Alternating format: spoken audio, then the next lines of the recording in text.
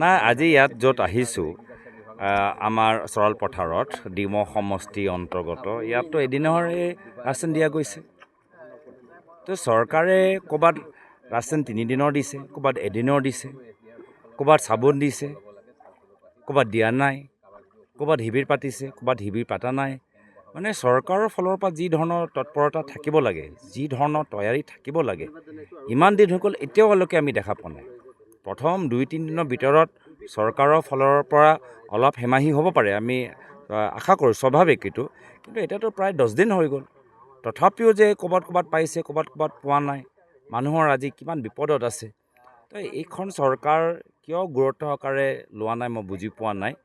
আৰু দুখৰ কথা যে এনেকুৱা এটা সময়ত আমাৰ কেন্দ্ৰীয় গৃহমন্ত্ৰী বিভিন্ন ধৰণৰ যুক্তিহীন কথাবোৰ কৈ আছে।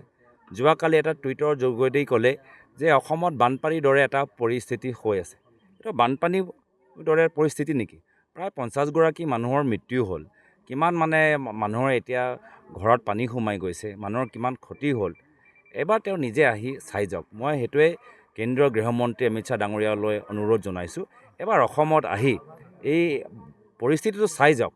অসমৰ বানপানী তেওঁলোকে চোৱা নাই আৰু সেইকাৰণে তেওঁলোকে দিল্লীত বহি বিভিন্ন তৰ্কহীন যুক্তিহীন কথাবোৰ কৈ আছে, যি কথাবোৰ তেওঁৰ মানে অসমৰ প্ৰতি কিমান তেওঁৰ চিন্তা কৰে তাৰলৈ আমাৰ সকলৰ মনত এটা প্ৰশ্ন উত্থাপন হৈছে।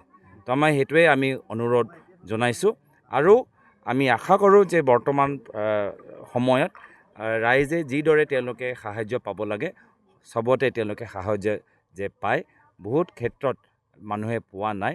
ৰাইজে এনেকুৱা বিপদৰ সময়ত চৰকাৰৰ ফালৰ পৰা তেওঁলোকে 100% তেওঁলোকৰ সহায় পাব লাগে। চাওক, ইয়াতে মই দেখিছোঁ বিভিন্ন জিলাত চৰকাৰে যদিও NDRF SDRFৰ মেনুৱেল আছে, মেনুৱেলখন প্ৰতিজন চক্ৰ বিষয়ালৈ পঠাইছে ডাইজাষ্টাৰ মেনেজমেণ্টৰ ফালৰ পৰা, আৰু তাত কি পাব লাগে লিখা আছে। তাৰ সত্ত্বেও মই আজি শিৱসাগৰ জিলাত আমি চাই আছোঁ, যোৱাকালি চৰাইদেউ মহকুমা আমি চৰাইদেউ জিলালৈ গৈছিলোঁ, তাত দেখিছোঁ গা ধোৱা চাবোনৰ পৰা আৰম্ভ কৰি খোৱা তেললৈকে দিছে। ইয়াত এতিয়া বিভিন্ন অঞ্চলত সুধিছোঁ, কৈছে অকল চাউল দাইল দিছে, তেল দিয়া নাই। সেই গতিকে এনেকুৱা বৈষম্যমূলক আচৰণ কিয় কৰিছে চৰকাৰখনে, এইটো কথা মই নাজানো। আমাৰ অসমৰ জনগণক যিখিনি পাবলগীয়া প্ৰাপ্যখিনি দিয়ক। কেন্দ্ৰ চৰকাৰৰ এটা গাইডলাইন আছে NDRF SDRFৰ, তাত কিমান পাৰ্চেণ্টেজ আমি পাব লাগে সেইবিলাক আছে। সেইবিলাক অনুসৰি আমাৰ পুঁজি মুকলি কৰা নাই, সেই পুঁজি মুকলি কৰিব লাগে। আৰু বিশেষ যেতিয়া স্পেচিয়েল কেটেগৰী আছিলে, ডক্টৰ মনমোহন সিং আছিলে, আমাক বিভিন্ন সময়ত পইচা দিছিলে। এতিয়া খালি মুখত বিজেপি চৰকাৰে কৈ থাকে অষ্টলক্ষ্মী, কিন্তু ইয়াত পাবলগীয়া কিটাৰ পৰা বঞ্চিত কৰি আছে। আৰু মুখলজ্জা নিবাৰণৰ বাবে আমাৰ মুখ্যমন্ত্ৰী মহোদয়ে কয় আমাৰ পৰ্যাপ্ত পুঁজি আছে। পৰ্যাপ্ত পুঁজি আছে যদি এই চৰলা পথাৰ অঞ্চলত পশু খাদ্য কিয় দিয়া নাই, মোৰ প্ৰশ্ন। চৰলা পথাৰ অঞ্চলত শিশু খাদ্য কিয় দিয়া নাই? ইয়াতে যি দিব লাগে, মিঠাতেল দিব লাগে, অন্যান্য সামগ্ৰী দিব লাগে, সেইবিলাক কিয় দিয়া নাই? এই প্ৰশ্নৰ উত্তৰটো মই ভাবোঁ আজি আবেলিৰ ভিতৰত চৰকাৰী পক্ষই আমাক দিব, আৰু যিখিনি পাবলগীয়া সকলোখিনি যাতে সকলো অঞ্চলত পहुঁচায়, সেইটোৱে আমাৰ দাবী। আপোনালোকে দেখিছে যে সমগ্ৰ ডিমৌ সমষ্টিৰ বিভিন্ন প্ৰান্তত বানাক্ৰান্ত হৈ মানুহৰ হাহাকাৰ অৱস্থা হৈছে।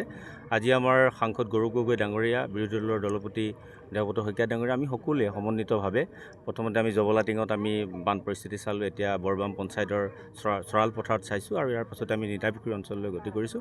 আমি চৰকাৰক আহ্বান জনাইছোঁ যে দুৰ্গত সময়ত জনসাধাৰণক যাতে সকলো প্ৰকাৰৰ সহযোগিতা আগবঢ়ায়, কাৰণ এতিয়া ৰেচন পোৱা নাই, তেওঁলোকে পশু খাদ্য পোৱা নাই, এইবিলাক যাতে যোগান ধৰে, তাৰ কাৰণে আমি চৰকাৰক অনুৰোধ জনাইছোঁ।